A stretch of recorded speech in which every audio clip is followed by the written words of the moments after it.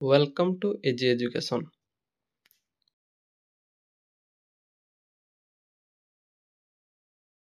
ଆଜି ପଢ଼ିବା ଜୀବବିଜ୍ଞାନର ପଞ୍ଚମ ପାଠ ଆଉ ଇମ୍ପୋର୍ଟାଣ୍ଟ ପାଠ ନିୟନ୍ତ୍ରଣ ସମନ୍ୱୟ।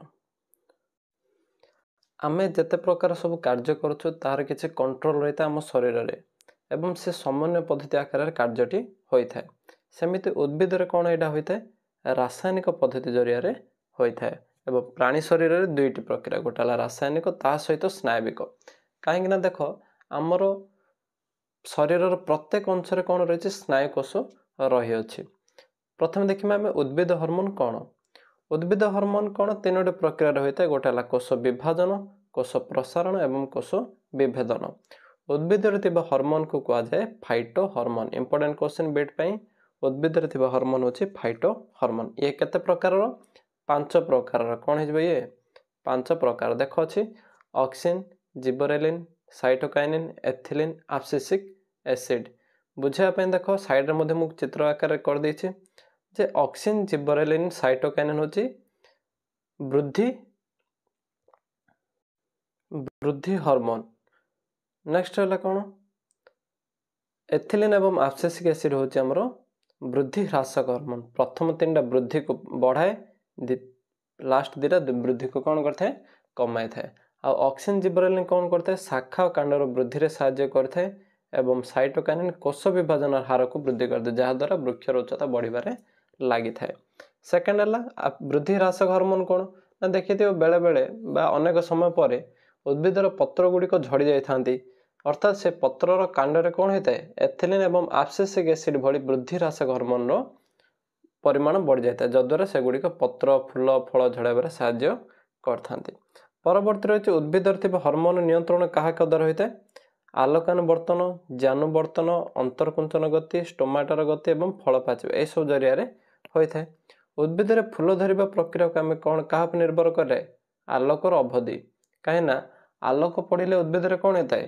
ଖାଦ୍ୟ ପ୍ରସ୍ତୁତ ହୋଇଥାଏ। ତେଣୁ ଫୁଲ ଧରିବା ପ୍ରକ୍ରିୟା ମଧ୍ୟ ଆଲୋକର ଅବଧି ଉପରେ ନିର୍ଭର କରେ, ଯାହାକୁ କୁହାଯାଏ ଫଟୋ ପିରିୟଡ଼ିଜିମ୍। ଏବଂ ଫୁଲ ଧାରଣ ହର୍ମୋନ ହେଉଛି ଫ୍ଲୋରିଜେନ୍। ଇମ୍ପୋର୍ଟାଣ୍ଟ କ୍ୱେଶ୍ଚିନ୍ ରହିବ, ଉଦ୍ଭିଦରେ ଫୁଲ ଧରୁଥିବା ହର୍ମୋନ ନାମ କ'ଣ? ଫ୍ଲୋରିଜେନ୍। ତା ସହିତ କିଛି ଫାଇଟୋକର୍ମ ବର୍ଣ୍ଣଗଣା ରହିଥାଏ। ପରେ ରହିଛି ଫାଇଟୋ ହର୍ମୋନ ଚଳନ ଶକ୍ତି ନିୟନ୍ତ୍ରଣ କାହା ଜରିଆରେ ହୋଇଥାଏ? ଦେଖ ଫାଇଟୋ ହର୍ମୋନ ଚଳନ ଶକ୍ତି ଦୁଇଟି ପ୍ରକ୍ରିୟାରେ, ଗୋଟେ ହେଲା ଆଲୋକାନୁବର୍ତ୍ତନ ଏବଂ ସେକେଣ୍ଡ ହେଲା ଜ୍ୟାନୁବର୍ତ୍ତନ। ସିମ୍ପଲ କଥା ଏତିକି ବୁଝିବା ଯେ ଗଛର ଡାଳ ସର୍ବଦା ପଡ଼େ ନା ସୂର୍ଯ୍ୟ ଆଡ଼କୁ ହିଁ ମୁହଁ କରି ରହିବ, ତେଣୁ ଏଗୁଡ଼ିକ ହେଲା ଆଲୋକାନୁବର୍ତ୍ତନ। ତେଣୁ କାଣ୍ଡରେ କ'ଣ ହୋଇଥାଏ? ଅନୁକୂଳ ଆଲୋକାନୁବର୍ତ୍ତନ, ମାନେ ଆଲୋକ ପଟେ ସେ ପ୍ଲସ୍ ହୋଇଥାଏ। ଆଉ ଚେର ହେଉଛି ପ୍ରତିକୂଳ ଆଲୋକାନୁବର୍ତ୍ତନ, କାହିଁକିନା ଚେର ମାଟି ତଳ ପଟେ ଯାଇଥାଏ, ତେଣୁ ଏଇଟା ହେଲା ପ୍ରତିକୂଳ ଆଲୋକାନୁବର୍ତ୍ତନ। ସେମିତି ଜ୍ୟାନୁବର୍ତ୍ତନ କ'ଣ? ନା ପୃଥିବୀରେ ଆମର ଯେଉଁ ମାଧ୍ୟାକର୍ଷଣ ବଳ ଅଛି, ଉଦ୍ଭିଦର ଚେରକୁ ସେ ନିଜ ଆଡ଼କୁ ଟାଣୁଛି, ଯଦ୍ୱାରା ଚେରରେ ହେଉଛି ଅନୁକୂଳ ଜ୍ୟାନୁବର୍ତ୍ତନ ଏବଂ କାଣ୍ଡରେ ହେଉଛି ପ୍ରତିକୂଳ ଜ୍ୟାନୁବର୍ତ୍ତନ। ନେକ୍ସଟ ଆମର ଆସିଲା ଅନ୍ତର୍କୁଞ୍ଚନ ଗତି କ'ଣ? ତୁମେମାନେ ମଧ୍ୟ କେବେ ଦେଖିଥିବ ଯେ ଲାଜୁକୁଳି ଲତାକୁ ଆମେ ଯେତେବେଳେ ଛୁଇଁଦେବା ସେତେବେଳେ ସେ ପତ୍ର ଗୁଡ଼ିକ କ'ଣ ହେଇଯାଏ? ଏକଜୁଟ ହୋଇଯାଏ, ଅର୍ଥାତ୍ ସେଠାରେ କିଛି ସ୍ପର୍ଶଜନିତ ଉଦ୍ଦୀପନା ସୃଷ୍ଟି ହୋଇଥାଏ। ତେଣୁ ସ୍ପର୍ଶଜନିତ ବାହ୍ୟ ଉଦ୍ଦୀପନା ଯୋଗୁଁ ଉଦ୍ଭିଦ କୋଷର ଦ୍ରୁତ ରାସାୟନିକ ପରିବର୍ତ୍ତନ ଗତିକୁ ଅନ୍ତର୍କୁଞ୍ଚନ ଗତି କୁହାଯାଏ। ମନେ ରହିଲା ଯେ ସ୍ପର୍ଶଜନିତ ଯେତେବେଳେ କୌଣସି ଗତି ସମ୍ଭବ ହୁଏ ତେବେ ତାହା କେଉଁ ଗତିରେ ହୋଇଥାଏ? ଅନ୍ତର୍କୁଞ୍ଚନ। ମଣିଷର ନିୟନ୍ତ୍ରଣ ସମନ୍ୱୟ ଏବେ ଦେଖିବା। ବର୍ତ୍ତମାନ ମଣିଷର ନିୟନ୍ତ୍ରଣ ଓ ସମନ୍ୱୟ। ଯେଉଁମାନେ ଏ ଭିଡ଼ିଓଟିକୁ ଦେଖିପାରୁଛ ଚ୍ୟାନେଲଟିକୁ ଲାଇକ୍, ସେୟାର ଏବଂ ସବସ୍କ୍ରାଇବ୍ କରିଦିଅ, କାହିଁକିନା ଏଠାରେ ପୁରାପୁରି ସାମରିକ ଅତି ସହଜରେ ବୁଝାଯାଇଛି। ଏବେ ଦେଖିବା ବର୍ତ୍ତମାନ ମଣିଷର ନିୟନ୍ତ୍ରଣ ଓ ସମନ୍ୱୟ। ମଣିଷର ନିୟନ୍ତ୍ରଣ ସମନ୍ୱୟ କାହା ଉପରେ ନିର୍ଭର କରେ? ନା ସ୍ନାୟୁ ଏବଂ ସମ୍ବେଦକ ଅଙ୍ଗ, এই ଦୁଇଟି ଉପରେ ନିର୍ଭର କରେ, ଯାହାକୁ ଆମେ କ'ଣ କହିଥାଉ? ସ୍ନାୟୁତନ୍ତ୍ର ବୋଲି କହିଥାଉ। ତେଣୁ ମାନବର ସ୍ନାୟୁତନ୍ତ୍ର 3 ଭାଗରେ ବିଭକ୍ତ। ଦେଖ ରାଇଟ୍ ସାଇଡ଼୍ ଦେଇଦେଇଛି, ଗୋଟେ ହେଲା କେନ୍ଦ୍ରୀୟ, ପ୍ରାନ୍ତୀୟ, ସ୍ୱୟଂକ୍ରିୟ। କେନ୍ଦ୍ରୀୟ ସ୍ନାୟୁତନ୍ତ୍ର କ'ଣ? ଆମର ପୁରାପୁରି ସେଣ୍ଟ୍ରାଲ, ଯେଉଁଟାକି ମସ୍ତିଷ୍କ ଆଉ ସୁଷୁମ୍ନା କାଣ୍ଡ, ଏ ଦୁଇଟା ଦ୍ୱାରା ଗଠିତ ହୋଇଥାଏ। ମସ୍ତିଷ୍କରୁ ବାହାରୁଥିବା କରଟି ସ୍ନାୟୁ, ସୁଷୁମ୍ନା କାଣ୍ଡରୁ ବାହାରୁଥିବା ସୁଷୁମ୍ନା ସ୍ନାୟୁ ମିଶି କ'ଣ ହୋଇଥାଏ? ପ୍ରାନ୍ତୀୟ ସ୍ନାୟୁତନ୍ତ୍ର ଗଠିତ ହୋଇଥାଏ। ମାନେ ଆମ ଶରୀର ସବୁଆଡ଼େ ପୁରାପୁରି ରହିଅଛି। କରଟି ସ୍ନାୟୁ ଆଉ କ'ଣ ରହିଲା? ସୁଷୁମ୍ନା ସ୍ନାୟୁ। ସେମିତି ସ୍ୱୟଂକ୍ରିୟ କ'ଣ? ଦେଖ ଆମେ ଶୋଇଲା ବେଳେ ମଧ୍ୟ ଆମର କ'ଣ ହୋଇଥାଏ? ହୃତ୍ସ୍ପନ୍ଦନ ଚାଲିଥାଏ, ଆମର ନିଶ୍ୱାସ ପ୍ରଶ୍ୱାସ ଚାଲିଥାଏ। ଏସବୁ କ୍ରିୟା ଗୁଡ଼ିକ ଆମର ଅଗୋଚର ରହିଥାଏ। ତେଣୁ ଯେତିକି ସବୁ ରହିଲା ଆମର ଅନୈଚ୍ଛିକ କ୍ରିୟା, ତାହା ହେଇଯିବ ସ୍ୱୟଂକ୍ରିୟ ସ୍ନାୟୁତନ୍ତ୍ର। प्रथम देखिए मस्तिष्क मस्तिष्क केते भाग रे विभक्त तीन भाग रे विभक्त प्रथम है अग्र मस्तिष्क नेक्स्ट मध्य मस्तिष्क तापर है पश्च मस्तिष्क अग्र मस्तिष्क पुणी तीन भाग रे विभक्त गोटे है घ्राणपाली प्र मस्तिष्क पश्च अग्र मस्तिष्क सेमती मध्य मस्तिष्क केवल गोटे कौन पिंड चतुष्क ना एठारे चारोटी पिंड चतुष्क रही था क्वेश्चन पड़ी पारे पश्च मस्तिष्क कौन दुई भाग रे विभक्त गोटे है अनुमस्तिष्क शेषटी है हमर सुषुम्ना शीर्षक वर्तमान देखिबा मस्तिष्क कौन ना आम शरीर सबुठार मुख्य अंग होचे मस्तिष्क यह खपुरी भितर रही था एवं यार बाह्य आवरण केउथरे तैयारी मेनिंजेस रे तैयारी होइथाय आउ एहा मध्यरे फंपा रही था किसी नील जिनस रही था नील भितर रही तरल पदार्थ ताकू कहुए सेरिब्रोस्पाइनल द्रव जहाँकि आमको वायुचाप रक्षा करता है कहीं शरीर बाहर वायुर चाप अलग रही है शरीर भितर वायुर चाप अलग रही है तेणु वायुचाप किए रक्षा करुच्ची सेरिब्रोस्पाइनल द्रव वर्तमान देख राइट साइड अच्छी नवजात शिशुर मस्तिष्क ओजन केते होता है 400 ग्राम होता है और जड़े बह प्राप्त व्यक्तिर तार ओजन होता है 1500 ग्राम तेणु आमर मस्तिष्क सबु प्रकार कार्य चलता है तेणु प्रति मिनिट रक्त को केते मिली रक्त प्रवाहित होता है 750 मिली प्रति मिनिट रे वर्तमान देखिबा मस्तिष्कर तीनोटी जो प्रथम अंश कौन है अग्र मस्तिष्क तीन भाग रे विभक्त देखो साइड पूरा शॉर्टकट पूरा बुझा जायछि आराम से बुझी पारिबो परीक्षा लॉन्ग क्वेश्चन पड़ले मध्य जदि एतिक बुझी जाइछो ताको भाषा देकरी लिखि पारिबो प्रथम कथा अग्र मस्तिष्कर कौन रही घ्राणपाली कौन ना मनुष्य मानकर कम होता है देख जेकोसी स्थान में कौन बास्ना किंबा कौन पदार्थ पड़ते आम कम टाइम बहुत डेरी आम शुंघी पारत किंतु कुकुर बिराड़ी बाघ एम कौन जल्दी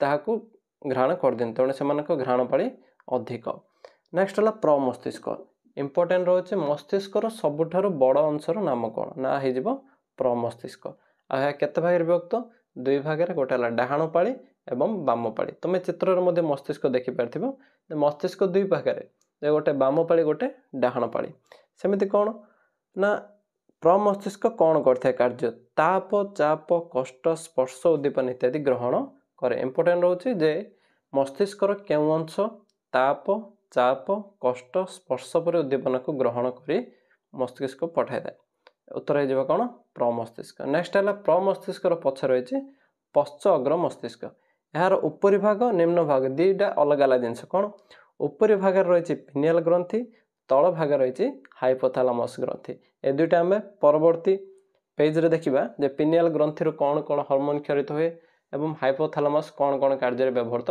होता है देख आमर जिते सब तापमात्रा हृदस्पंदन रक्तचाप निद्रा इत्यादि नियंत्रण क्या द्वारा हुए हाइपोथैलेमस द्वारा होता है पर आसला मध्य मस्तिष्क कौन रही पिंड चतुष्क रही केतोटी पिंड चतुष्क ना दुई जोड़ा पिला माने सब भूल कर दियंती जे ऑप्शन देखुना प्रथम कथा सेठारे से चारोटी देव कि दुई जोड़ा देव तुम क्वेश्चन देखिए कौन कर जदि जोड़ा दे था दुई जोड़ा लिखिब जदि केतोटी पचार था तेज कौन लिखिब चारोटी देख मस्तिष्क मध्य मस्तिष्क जो चारोटी पिंड चतुष्क रही है ऊपर दुईटी हूँ दृष्टि संबंधी सिंपल कथा मन रख ऊपर दुईटा आखिपाई तल दुईटी पिंड चतुष्क श्रवण पाई आमर फेस प्रथम कथा ऊपर किए पड़ा आखि नेक्स्ट हूँ आमर कान तेणु आखि ऊपर दुईटा आउ निम्न दुईटा हूँ श्रवण संबंधी प्रतिक्रिया को नियंत्रण करथाए पर देखिबा पश्च मस्तिष्क कौन पश्च मस्तिष्क कौन दुईटी भाग में विभक्त प्रथमटी है अनुमस्तिष्क एवं द्वितीयटी है सुषुम्ना शीर्षक प्रथमटा अनुमस्तिष्क द्वितीयटा है सुषुम्ना शीर्षक अनुमस्तिष्क कौन करथाए ना ए आम शरीर भारसाम्य संतुलन को रक्षा करे तुम बेले बेले कौन से खसड़ा स्थान जदि जाइथिबो हठात तुम पड़गला बेले निजर बैलेंस कर पारछ क्या द्वारा ना आम मस्तिष्क उपस्थित थिबा अनुमस्तिष्क आउँ मस्तिष्कर द्वितीय बृहत्तम अंश प्रथम बृहत्तम अंश है प्रमस्तिष्क द्वितीय बृहत्तम अंश है अनुमस्तिष्क मन रही प्र माने प्रथम अनु हूँ द्वितीय बृहत्तम अंश नेक्स्ट है सुषुम्ना शीर्षक अनुमस्तिष्कर पछकू कौन रही श्वास केन्द्र हृद केन्द्र संबंधी रही जहाँकि आम छिंक काश बांति खाद्य गिळिबा इत्यादि नियंत्रण रखी था कौन आमर अनुमस्तिष्क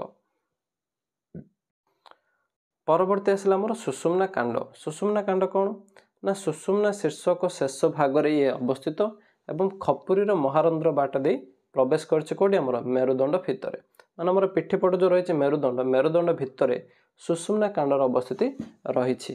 यार लंब होते सेमी 45 सेमी। इंपोर्टेंट रोचे सुषुम्ना कांडर लंब केते होता है उत्तर कौन हो 45 सेमी।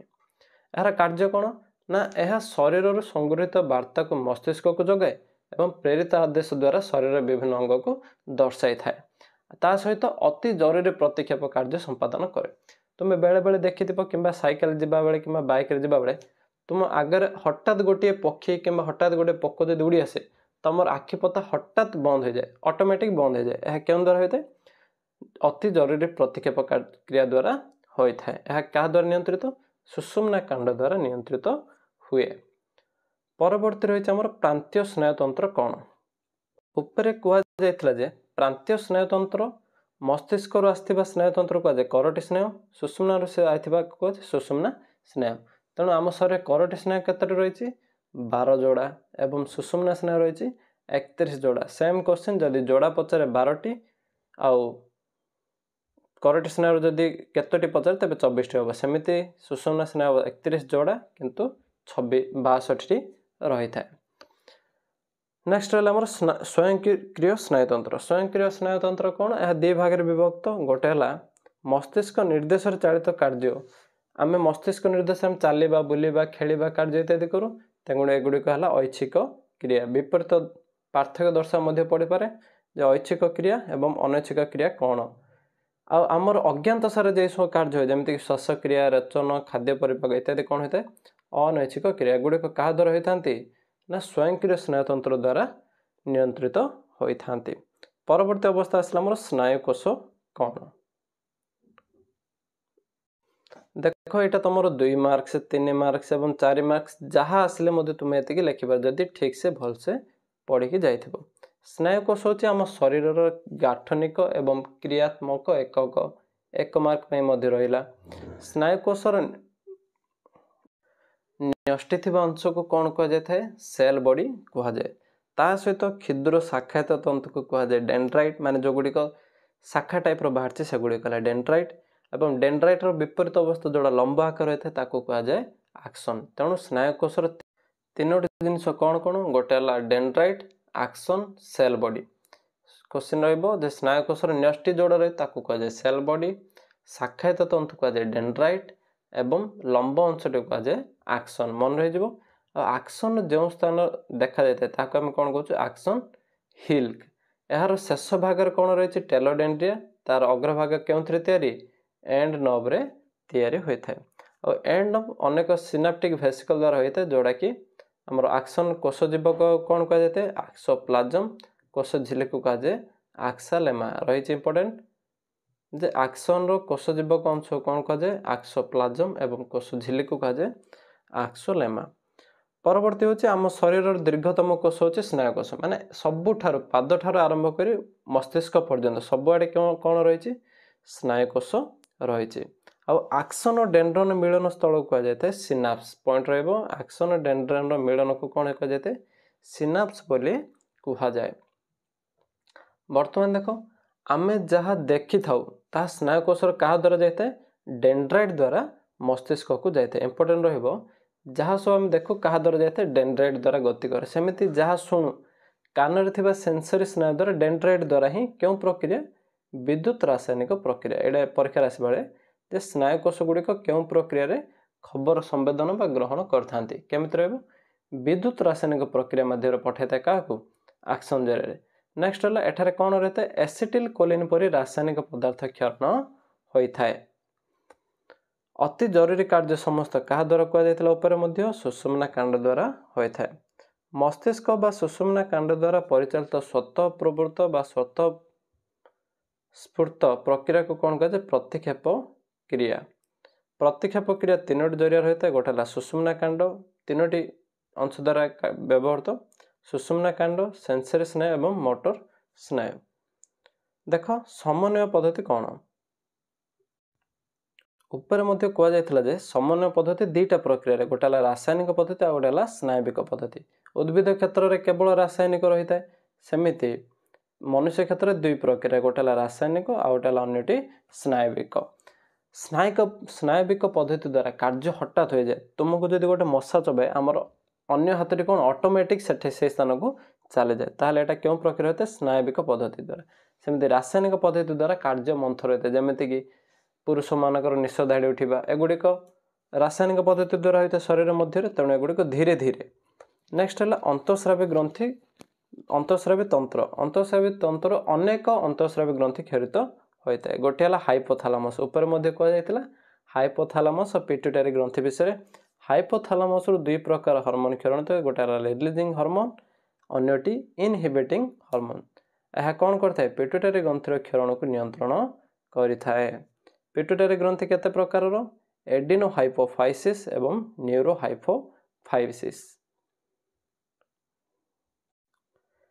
यही पेज टी बर्तमान तुम पूरापूरी इंपोर्टेंट हो पारे कहीं बही रे जो एते गुड़ाए हार्मोन विषय देछि ताहाकु शॉर्टकट भाव में पूरा एठी लिखि देछि तुमे बुझी पारिबो ठीक से मध्य। एडिनोहाइपोफाइसिस हार्मोन द्वारा कौन कौन सब बाहर थाए। प्रथम एटा ग्रोथ हार्मोन। अच्छा ग्रोथ माने कौन बढ़िबा जदि शरीर वृद्धि रे क्यों हार्मोन साहाय्य करे पचारे तेबे उत्तर लिखिदेव कौन ग्रोथ हार्मोन।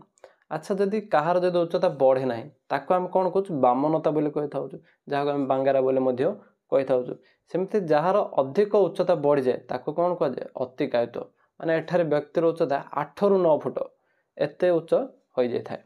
नेक्स्ट हार्मोन होता है प्रोलैक्टिन। प्रोलैक्टिन हार्मोन कौन ना यह स्तन्य ग्रंथि उपर प्रभाव पकाई थाए जद्वारा कौन क्षीर उत्पत्ति होता है क्षीर तैयारी होता है। माँ को गर्भावस्था माँ शरीर यह देखा दे था। नेक्स्ट है फॉलिकल स्टिमुलेटिंग हार्मोन। यही हार्मोन काम कौन ना डिंबाशय पुट्टिकार वृद्धि कराई थाए। सेकेंड तापर रहा ल्यूटिनाइजिंग हार्मोन। यह कौन ना डिंबोदय डिंबाशय डिंबाणु उत्पत्ति में सहायक। तेणु रहा गोटे डिंबाशय पुट्टिका वृद्धि कराइबे कहले फॉलिकल स्टिमुलेटिंग हार्मोन आ डिंबाणु उत्पत्ति किए सहायक होबे ना ल्यूटिनाइजिंग हार्मोन। नेक्स्ट है थायरॉइड स्टिमुलेटिंग हार्मोन। यह कौन करता है थायरॉइड ग्रंथि थायरोक्सिन हार्मोन को बाहर करिबारे व्यवहार होता है। पर एड्रिनोकॉर्टिकोट्रोफिक हार्मोन यार कार्य होची एड्रिनाल ग्रंथि क्षरण को नियंत्रण करवा माने ताको कंट्रोल रखा होची कार काम एड्रिनोकॉर्टिकोट्रोफिक हार्मोन। परवर्ती आसला हमर न्यूरोहाइपोफाइसिस हार्मोन। मन रहा ऊपर जिनस एडिनोहाइपोफाइसिस हार्मोन इंपोर्टेंट रोचे प्रोलैक्टिन तापर रहा हमर thyroid stimulating hormone growth hormone आ जदि पढ़ी पारे जे डिंबाशय पुट्टिका वृद्धि फॉलिकल स्टिमुलेटिंग तेणु अल्प अच्छी भलसे मन रखिकी जाइथिबो शॉर्टकट रे मध्य लिखि देछि। परवर्ती रही हमर न्यूरोहाइपोफाइसिस हार्मोन। यह कौन एथिर कौन कौन हार्मोन होते प्रथमटी आसला हमर ऑक्सीटोसिन। ऑक्सीटोसिन कौन प्रथम कथा है तुम्हें मैंने मध्य जानिथिबो जे गोटे बाछुरी जेतेबेले प्रथम थर पई निज माँ ठार क्षीर ग्रहण करे तापर ही गाई रु क्षीर बाहर थाए जद्वारा आम मैंने कौन करता क्षीर को संग्रह करता। सेमिति ऑक्सीटोसिन कार्य होची स्तन्य ग्रंथि पर प्रभाव पकाए जद्वारा क्षीर झरिबा आरंभ होता है। आ प्रसव समय कौन होता है गर्भाशय पेशीर प्रभाव मध्य यही हार्मोन द्वारा होता है। परवर्ती हार्मोन होची हमर भासोप्रेसिन। भासोप्रेसिन कौन वृक्कर मूत्रजन नलिकार जल पुनःशोषित कराई थाए यही हार्मोन। जदि कौन सी कारणवशत अल्प जदि भासोप्रेसिन क्षरण हो जाए तेबे गोटे व्यक्ति दिन में 20 लिटर परिस्रा पाखापाखि 20 लिटर परिस्रा करदेव ताहा कौन कह जाए डायबिटीज इनसिपिडस। तुम भाव जे डायबिटीज इनसिपिडस और डायबिटीज गोटे ना ये दुईटी जिनस अलग अलग। एठारे कौन हो जाए ना व्यक्ति को अनेक थर परिस्रा आसी थाए किंतु डायबिटीज द्वारा मधुमेह रोग होता है। परवर्ती आसला हमर पिनियल ग्रंथि। पिनियल ग्रंथि अवस्थिति देख मुझे बॉक्स बॉक्स कर देछि जे अवस्थिति गुड़िक कौटी से क्यों हार्मोन क्षरित हुए ता सहित इंपोर्टेंट कौन कौन रही। पिनियल ग्रंथि अवस्थिति होची अग्र मस्तिष्कर छातर रहे अर्थात छोट आकार एवं ओजन केते ग्राम रही है 150 ग्राम। ऊपर कह पिनियल ग्रंथि और हाइपोथालामस ग्रंथि। पिनियल ग्रंथि क्षरित होता है कौन आमर मेलाटोनिन क्वेश्चन रहा पिनियल ग्रंथि कौन क्षरित होता है ना होमर मेलाटोनिन यह कौन ना जुबक्रांति डिंबोदय निद्रा इत्यादि को नियंत्रित करता तेणु यह आमको कहुए जैविक घड़ी क्वेश्चन रे पिनियल ग्रंथि अन्य नाम कौन जैविक घड़ी आकार साहाय्य करता है। नेक्स्ट है थायरॉइड ग्रंथि थायरॉइड ग्रंथि अवस्थित होता बेकर तल भाग श्वासनलिकार उभय पट और स्वर पेटिकार पछकू सिंपल कथा निजर जदि बेक को जदि बुझेदेव ताहले आम लिखिपर थायरॉइड ग्रंथि एथर कौन क्षरित है थायरोक्सिन हार्मोन यार कार्य दुईटी प्रथम कथा ये कोष को अम्लजान जगाइबार वृद्धि कर साहाय्य करे सेकेंड है बेंगोफुलार रूपांतरण प्रक्रिया रे थायरोक्सिन हार्मोन कार्य करता है इंपोर्टेंट रोचे बेंगोफुलार रूपांतरण प्रक्रिया क्यों हार्मोन ना उत्तर हो थायरोक्सिन हार्मोन साहाय्य करिथाए। परवर्ती हार्मोन आमर पाराथायरॉइड ग्रंथि यार अवस्थिति क्योंटी ना यह थायरॉइड ग्रंथि ऊपर चारोटी क्षुद्र पाराथायरॉइड रही है चारिटा एथर कौन हार्मोन क्षरित होता है गोटे पाराथर हार्मोन यह कौन करे ना रक्त में कैल्शियम एवं फॉस्फोरस परिमाण को स्थिर रखी थाए। परवर्ती क्वेश्चन आसला आमर एड्रिनाल ग्रंथि कार्य कौन अटे अच्छा एटार अवस्थिति देखा ब्रुककर ऊपर भाग दुईटी एड्रिनाल रही देख साइड में सब लिखा जाए अवस्थिति गुड़िक ठीक से मन रखिदेव लंग क्वेश्चन पढ़ले ये पढ़ेदेल ठीक से तेज आराम से लिखिकी तुम आसीपर। एड्रिनाल ग्रंथि रही ब्रुककर ऊपर भाग दुईटी एड्रिनाल एथर कौन क्षरित होता है एड्रिनालिन हार्मोन यह कौन करे ना आमर आकस्मिक आघात भय अवश उत्तेजित द्वारा क्षरित होता है एवं यह कौन कह आपदकालीन ग्रंथि बोली कहुए थाए क्वेश्चन एवं आपदकालीन ग्रंथि क्या कहुए से उत्तर एड्रिनाल ग्रंथि कौन लिख एड्रिनाल ग्रंथि को आपदकालीन ग्रंथि बोली कहुए थाए। परवर्ती आमर अग्नाशय अग्नाशय कौन अटे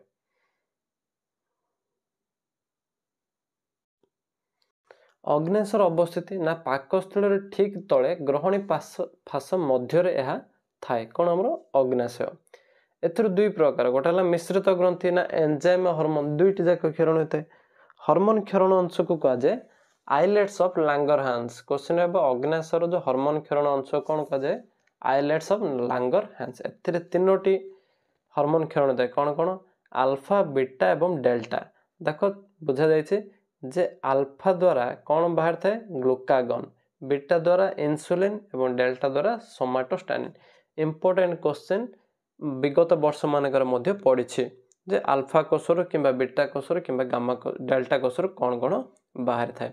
अच्छा जदि बीटा बाहर थिबा इन्सुलिन सरकार आम शरीर कौन करे स्थिर रखिदे जदि बाय चांस अधिक हो जाए तेरे व्यक्ति क्षेत्र में कौन होता है मधुमेह रोग होता है एवं यह हूँ गोटे क्रॉनिक डिजीज माने मरिबा पर्यंत मला पर्यंत रक्त यही रोग आम शरीर में रही था।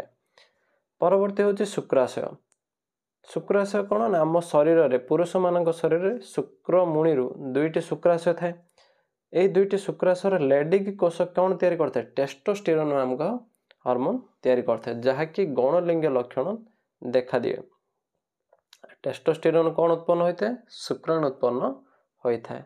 परवर्ती है डिंबाशय शुक्राशय आसले आमर हो पुरुष डिंबाशय आसले हो महिला बा स्त्री मानकर डिंबाशयर अवस्थित हो उदर गहर निम्न भाग में दुईटी डिंबाशय थाए कौन कौन गोटे इस्ट्रोजेन अन्यटा प्रोजेस्टेरोन इस्ट्रोजेन कौन करता है स्त्री गौणलिंग वृद्धि में सहायक होता है आ प्रोजेस्टेरोन करता है गर्भधारण पर गुरुत्वपूर्ण एवं यह कहुए आमर गर्भावस्थार हार्मोन जो महिला पाखे प्रोजेस्टेरोन हार्मोन अभाव रही है से गर्भधारण करि न थाए।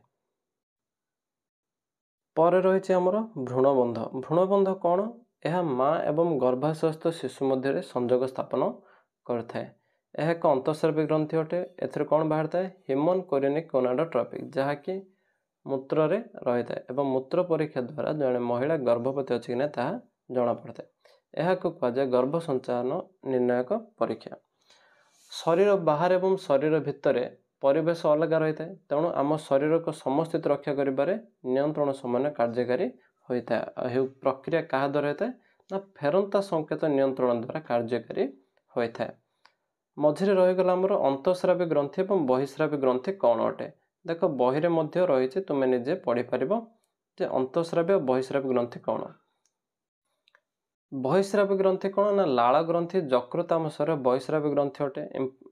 ରହିଗଲା ଉଦାହରଣ, ଏଗୁଡ଼ିକ ରାସାୟନିକ ପ୍ରକ୍ରିୟାରେ ଭାଗ ନେବା ପରେ ଏନଜାଇମ୍ ଗଠନରେ କିଛି ପରିବର୍ତ୍ତନ ହୋଇ ନଥାଏ ଏବଂ ବାରମ୍ବାର, ଏଇଟା ହେଉଛି ଇମ୍ପୋର୍ଟାଣ୍ଟ ଯେ କେଉଁଗୁଡ଼ିକ ବାରମ୍ବାର ବ୍ୟବହୃତ ହୁଏ, ସେଇଟା ହେଇଯିବ ବହିଃସ୍ରାବୀ ଗ୍ରନ୍ଥି। କିନ୍ତୁ ଅନ୍ତଃସ୍ରାବୀ ଗ୍ରନ୍ଥି ଥରେ କାର୍ଯ୍ୟ ହେଲା ପରେ ତାହା ପୁଣି ଥରେ ବ୍ୟବହାର ହୋଇପାରେ ନାହିଁ। ପାର୍ଥକ୍ୟ ଦର୍ଶାରେ ମଧ୍ୟ ଦେଖ ଏଠି ଦିଆଯାଇଛି କ'ଣ ନା ବହିଃସ୍ରାବୀ ଗ୍ରନ୍ଥି ଗୁଡ଼ିକରୁ ଏନଜାଇମ୍ ଅନ୍ୟାନ୍ୟ ପଦାର୍ଥ କ୍ଷରିତ ହୁଏ, କିନ୍ତୁ ଅନ୍ତଃସ୍ରାବୀରେ କ'ଣ ହୋଇଥାଏ ହରମୋନ। ସେହିଭଳି କ୍ଷରିତ ପଦାର୍ଥ ନିର୍ଦ୍ଦିଷ୍ଟ ନାଳ ଦେଇ ଗତି କରି ଗ୍ରନ୍ଥି ବାହାରକୁ ବାହାରି ଆସେ, କ'ଣ ଏଇଟା ବହିଃସ୍ରାବୀ। କିନ୍ତୁ ଅନ୍ତଃସ୍ରାବୀ ଗ୍ରନ୍ଥି କେଉଁଠି ମିଶି ଯାଇଥାଏ, ରକ୍ତରେ ମିଶିଯାଏ। ଉଦାହରଣ ରହିଛି ଲାଳ ଗ୍ରନ୍ଥି ଓ ଯକୃତ ଗ୍ରନ୍ଥି, ଅନ୍ତଃସ୍ରାବୀରେ ରହିଛି ପିଟ୍ୟୁଟାରୀ ଏବଂ ଥାଇରଏଡ଼ ଗ୍ରନ୍ଥି। ସେମିତି ଏନଜାଇମ୍ ହରମୋନ ମଧ୍ୟ ପାର୍ଥକ୍ୟ ଦର୍ଶା 2 ମାର୍କ ପାଇଁ ଇମ୍ପୋର୍ଟାଣ୍ଟ ରହିପାରେ, ପଢ଼ିପାରିବ। ପରବର୍ତ୍ତୀ ଦେଖିବା ପୂର୍ବ ବର୍ଷମାନଙ୍କରେ ଆସିଥିବା କେତେଟା କ୍ୱେଶ୍ଚିନ୍।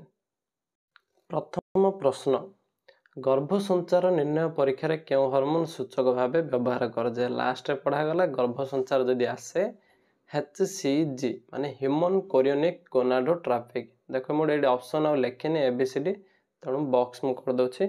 ହ୍ୟୁମାନ୍ କୋରିଓନିକ୍ ଗୋନାଡୋଟ୍ରଫିକ୍ ଆମ ଶରୀରରେ ତାପମାତ୍ରା, ହୃଦସ୍ପନ୍ଦନ, ରକ୍ତଚାପ, ନିଦ୍ରାକୁ କେଉଁ ଅଂଶଟି ନିୟନ୍ତ୍ରଣ କରେ। କୁହାଯାଇଥିଲା ଅଗ୍ର ମସ୍ତିଷ୍କର 3 ନମ୍ବର ହେଉଛି ପଶ୍ଚ ଅଗ୍ର ମସ୍ତିଷ୍କ। ଏଠାରେ କ'ଣ ରହିଛି ହାଇପୋଥାଲାମସ୍। ଏହା ଦ୍ୱାରା ଆମର ରକ୍ତଚାପ, ନିଦ୍ରା, ହୃଦସ୍ପନ୍ଦନ ଇତ୍ୟାଦି ନିୟନ୍ତ୍ରଣ ହୋଇଥାଏ। ଆପଦକାଳୀନ ଗ୍ରନ୍ଥି କାହାକୁ କୁହାଯାଏ, ତାହା ହେଇଯିବ ଆମର କ'ଣ ରହିଗଲା, ଉତ୍ତର ହେଇଯିବ ଆମର ଏଡ୍ରିନାଲ ଗ୍ରନ୍ଥି। କ'ଣ ହେଇଯିବ ଏଡ୍ରିନାଲ ଗ୍ରନ୍ଥି। କେଉଁ ହରମୋନ ଉଦ୍ଭିଦର ଫୁଲ ଧରିବାରେ ସାହାଯ୍ୟ କରେ। ଫୁଲ ଧରିବା ମିନ୍ସ ଫ୍ଲାୱାର, ତେଣୁ ଫ୍ଲାୱାର ଯଦି ଆସେ ଦେଖ ଉଚ୍ଚାରଣ କ'ଣ ହେଉଛି ଏଠି ଫ୍ଲୋରିଜେନ୍, ତେଣୁ ଉତ୍ତର ହେଇଯିବ ଆମର ଫ୍ଲୋରିଜେନ୍। ପୁରୁଷ ହରମୋନଟି କ'ଣ। ସିମ୍ପଲ କଥା, ପୁରୁଷ ହରମୋନ ହେଉଛି ଗୋଟିଏ, ସ୍ତ୍ରୀ ହରମୋନ ହେଉଛି 2ଟି। ପୁରୁଷ ହରମୋନ କ'ଣ ହେଉଛି ଟେଷ୍ଟୋଷ୍ଟିରନ୍, ଆଉ ସ୍ତ୍ରୀ ହରମୋନ ଯଦି ପଚାରେ ତେବେ ଆନ୍ସର ହେଇଯିବ ଇଷ୍ଟ୍ରୋଜେନ୍ ଏବଂ ପ୍ରୋଜେଷ୍ଟିରନ୍। ପରବର୍ତ୍ତୀ କ୍ୱେଶ୍ଚିନ୍ ରହିଛି ମସ୍ତିଷ୍କ ଓ କାହାର ମିଶ୍ରଣ ଦ୍ୱାରା କେନ୍ଦ୍ରୀୟ ସ୍ନାୟୁତନ୍ତ୍ର ଗଠିତ। କୁହାଯାଇଥିଲା ଯେ କେନ୍ଦ୍ରୀୟ ସ୍ନାୟୁତନ୍ତ୍ର ଆମ ଶରୀରର ସେଣ୍ଟ୍ରାଲ ସ୍ନାୟୁତନ୍ତ୍ର କ'ଣ କାହା କୁହା ଦ୍ୱାରା, ଗୋଟେ ହେଲା ମସ୍ତିଷ୍କ, ଅନ୍ୟଟା ହେଲା ସୁଷୁମ୍ନା କାଣ୍ଡ। ତେଣୁ ମସ୍ତିଷ୍କ ତ ଏଠି ଦେଇଦେଇଛି, ଅନ୍ୟଟା ହେଲା କ'ଣ ଆମର ସୁଷୁମ୍ନା କାଣ୍ଡ। ପରବର୍ତ୍ତୀ କ୍ୱେଶ୍ଚିନ୍ ଅଗ୍ନାଶୟର ଆଲଫା କୋଷରୁ କେଉଁ ହରମୋନ କ୍ଷରଣ ହୋଇଥାଏ। ଅଗ୍ନାଶୟର ଆଲଫା କୋଷରୁ ବାହାରିବ ଗ୍ଲୁକାଗନ୍, ବିଟା କୋଷରୁ ହେବ ଇନ୍ସୁଲିନ୍ ଏବଂ ଡେଲ୍ଟାରୁ ହୋଇଯିବ ଅନ୍ୟଟି। ଲାଜକୁଳି ଲତାର ସ୍ପର୍ଶ କଲେ କେଉଁ ପ୍ରକାର ଗତି ଦେଖାଯାଏ। କୁହାଯାଇଥିଲା ଏଠାରେ କେଉଁ ଗତି ନା ଅନ୍ତର୍କୁଞ୍ଚନ ଗତି ଦେଖାଦେଇଥାଏ। ପରବର୍ତ୍ତୀ ରହିଛି ମଣିଷ ଶରୀରରେ କେତେ ଯୋଡ଼ା କରଟି ସ୍ନାୟୁ ରହିଛି। କ୍ୱେଶ୍ଚିନ୍ ଦେଖ ଠିକ୍ସେ କେତେ ଯୋଡ଼ା ପଚାରିଛି, ତେଣୁ ଏଠି ଉତ୍ତର ହେଇଯିବ ଆମର 12 ଯୋଡ଼ା କରଟି ସ୍ନାୟୁ ରହିଛି। ଯଦି କେତୋଟି ପଚାରେ ଉତ୍ତର ହେଇଥାନ୍ତା କ'ଣ 24ଟି। ସ୍ନାୟୁକୋଷର କେଉଁ ଅଂଶଟି ବାର୍ତ୍ତା ଗ୍ରହଣ କରେ। କେଉଁ ଅଂଶ ବାର୍ତ୍ତା ଗ୍ରହଣ କରିଥାଏ ନା ଡେଣ୍ଡ୍ରାଇଟ୍। ସେ ଗ୍ରହଣ କରିବ, ପଠାଇବ ମସ୍ତିଷ୍କ ନିକଟକୁ। ପରବର୍ତ୍ତୀ ରହିଛି କେତୋଟି ଏକ୍ଜାମ ଓରିଏଣ୍ଟେଡ୍ କ୍ୱେଶ୍ଚିନ୍ କ'ଣ କ'ଣ ପଡ଼ିପାରେ।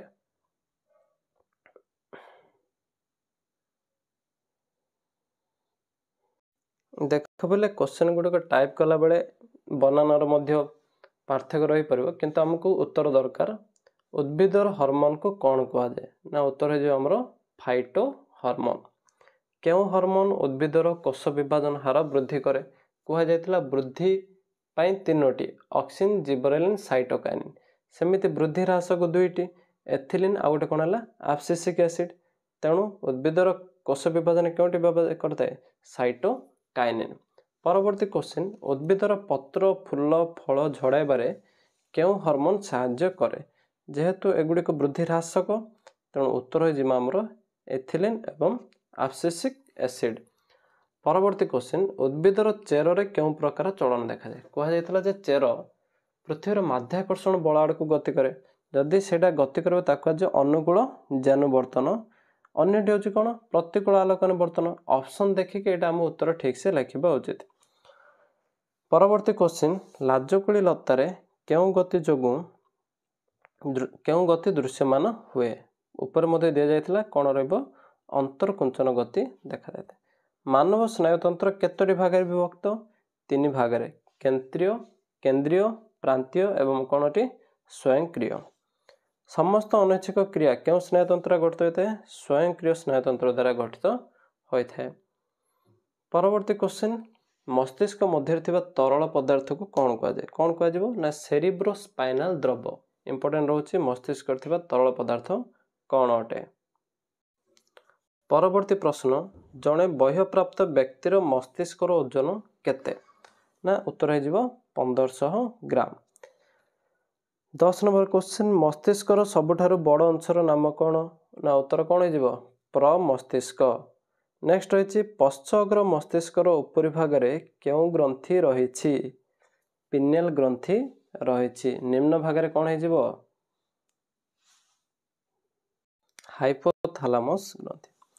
परवर्ती क्वेश्चन मस्तिष्क तल दुई पिंड चतुष्क क्यों संबंधी प्रतिक्रिया प्रकाश करे ऊपर दुईटी कहुला आखि बा दृष्टि संबंधी तल दुईटी कह श्रवण संबंधी।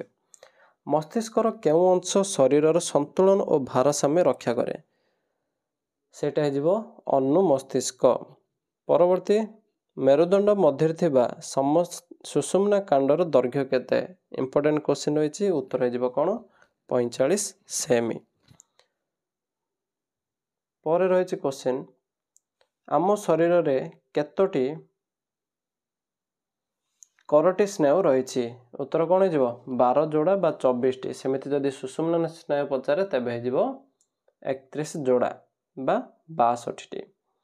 शरीर में होउथुबा श्वासक्रिया रेचन खाद्य परिपाक क्यों क्रिया द्वारा होता है ना उत्तर हो अनैच्छिक क्रिया द्वारा संभवपर होता है। स्नायुकोशर न्यष्टि थिबा अंश कौन कहुए 3टी जिनस कहुला स्नायुकोशर न्यष्टि थिबा अंश सेल बॉडी शाखायुक्त अंश को डेंड्राइट एवं लंब अंश टी कहुए एक्सन जेहेतु ये न्यष्टि रही तेणु उत्तर हो सेल बॉडी। एक्सन रो शेष भाग में अंशर नाम कौन टेलोडेंड्रिया तुम बही देखिपार ये टाइपिंग मिस्टेक रही टेलोडेंड्रिया हम। एक्सन और डेंड्राइट मिलन स्थल कौन कहुए सिनाप्स एवं आम शरीर होता अति जरूरी कार्य क्या द्वारा नियंत्रित सुषुम्ना कांड द्वारा नियंत्रित होता है। 21 नंबर क्वेश्चन क्यों समन्वय पद्धति कार्य तुरंत होता है कहुला दुईटी समन्वय पद्धति प्रथमटी स्नायविक द्वितीयटी रासायनिक। स्नायविक कार्य तुरंत हुए रासायनिक कार्य मंथर गति होता है समरी देखिपार पूरापूरी बुझा जाए। पर रही क्वेश्चन पिट्यूटरी ग्रंथि केते प्रकार हार्मोन क्षरण होता है पिट्यूटरी ना 2 प्रकार हार्मोन क्षरणित होता है। नेक्स्ट शरीर ग्रोथ हार्मोन अधिक हेल्ले कौन कहुए यह अतिकायित जदि कम हो उत्तर हो वामनता कौन हो वामनता। थायरॉइड ग्रंथि क्यों हार्मोन क्षरणित होता है थायरॉइड ग्रंथि कौन होता है थायरोक्सिन हार्मोन क्षरित होता है। परवर्ती क्वेश्चन प्रोलैक्टिन हार्मोन द्वारा माँ शरीर में कौन तैयारी होता है ना स्तन्य ग्रंथि द्वारा प्रभाव पकड़े एठारे क्षीर तैयारी होता है। क्यों ग्रंथि को जैविक घड़ी कहुए उत्तर कौन हो पिनियल ग्रंथि। पिनियल ग्रंथि क्यों हार्मोन क्षरण होता है ना मेलाटोनिन। सेमिति बेंग फुलार रूपांतरण प्रक्रिया क्यों हार्मोन साहाय्य करे कहुला इंपोर्टेंट रही थायरोक्सिन हार्मोन नियंत्रण करता साहाय्य करे। परवर्ती क्वेश्चन एड्रिनाल ग्रंथि अन्य नाम कौन उत्तर हो आमर आपतकालीन ग्रंथि। स्त्री शरीर में क्यों हार्मोन क्षरणित होता है दुईटी गोटे इस्ट्रोजेन अन्यटा प्रोजेस्टेरॉन पुरुष शरीर हो टेस्टोस्टेरॉन। परवर्ती क्वेश्चन क्यों हार्मोन गर्भ संचार हार्मोन कहुला ह्यूमन कोरियोनिक गोनाडोट्रोपिक HCG। एतिक बेट क्वेश्चन रोचे समरी टाइम जब पूरापूरी पढ़ीदेवा तेज bit question 2 mark 3 mark 4 mark question ठीक से लिखिपर तेणु समरी टाइम ठीक से भल भाव पढ़ी दियो। परवर्ती देखा आम सब्जेक्ट कौन तुम मैंने किए लिखि आंसर किए लिखि न तेणु परीक्षा प्रतिपर दे पूरापूरी तुम्हें पढ़ीपर। गोटे क्वेश्चन अच्छे 2 मार्क्स ऑक्सीटोसिन 2टी कार्य थायरोक्सिन कार्य टेस्टोस्टेरोन 2टी कार्य 3टू कौटा पढ़ी पारे तीनोटी रहा आमर 2 मार्क्स। नेक्स्ट रही प्रतिक्षेप क्रिया कौन उदाहरण सह बुझाओ। प्रतिक्षेप क्रिया ना कही मस्तिष्क किंबा सुषुम्ना कांड द्वारा परिचालित स्वतःस्फूर्त और स्वतःप्रवृत्त प्रक्रिया कहुए प्रतिक्षेप क्रिया। माने बहीटा पूरापूरी सामने एगुड़ी को लिखिदे। परवर्ती थायरॉइड ग्रंथीर अवस्थिति एवं कार्य गुड़िक लेख। थायरॉइड रही आमर कौटी बेकर निम्न भाग में स्वरपेटिकार पछपटे, तेणु यहाँ लिखिपर। हॉर्मोन रो प्रकृति पूर्वर कहुला हॉर्मोन एवं एंजाइम गुड़िकर पार्थक्य दर्शाओ से दुईटी पढ़िब ता सहित अंतःस्रावी ग्रंथि एवं बहिस्रावी ग्रंथि देखिकी जाइथिबा। 3 मार्क्स रो क्वेश्चन आसीपारे जे क्यों ग्रंथि शरीर जैविक घड़ी परि भाव परिचित कहीं लेख। आंसर मध्य रही जाइए।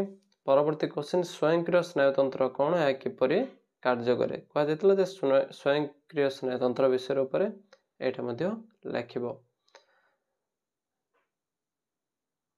वर्तमान आसला लॉन्ग क्वेश्चन कौन माने 4 मार्क्स। प्रथम है फाइटो हार्मोन कौन से गुड़िकर प्रकार भेद। जेहेतु फाइटो हार्मोन उद्भिदर रहे तेणु उद्भिदर प्रकार भेदरे एगुड़िक लिखिपर। परवर्ती रही स्नायुतंत्र किपरि कार्य करे एवं मानव मस्तिष्कर विभिन्न अंश यार कार्य सामरी मध्य कहुई ए दुईटी तुम मैंने लिखिपर जे स्नायुतंत्र किपरि कार्य करे बुझाओ। ता परवर्ती क्वेश्चन अच्छे मानव मस्तिष्क विभिन्न अंश एवं कार्यर उदाहरण लेख। परवर्ती क्वेश्चन अच्छे स्नायुतंत्र किपरि कार्य करे बुझाओ। यहाँ मध्य तुम क्वेश्चन रहा। नेक्स्ट क्वेश्चन रही सुषुम्ना कांडर गठन एवं यार कार्य गुड़िक वर्णना कर। ऊपर दि जाइथिबा क्वेश्चन आमर समरी दि जाइथिला। एही 3rd नंबर पेज रे जे एड्रेनो हाइपोफाइसिस हार्मोन गुड़िक कौन कौन यार कार्य किंबा न्यूरो हाइपोफाइसिस हार्मोन रे क्यों क्यों ग्रंथि रही है एगुड़िकर कार्य लॉन्ग क्वेश्चन रही इंपोर्टेंट। तेणु ए पेज टी भलसे बुझिकी जाइथिबो। एतिर गला तुम क्वेश्चन आंसर ता सहित एमसीक्यू एवं बिट क्वेश्चन।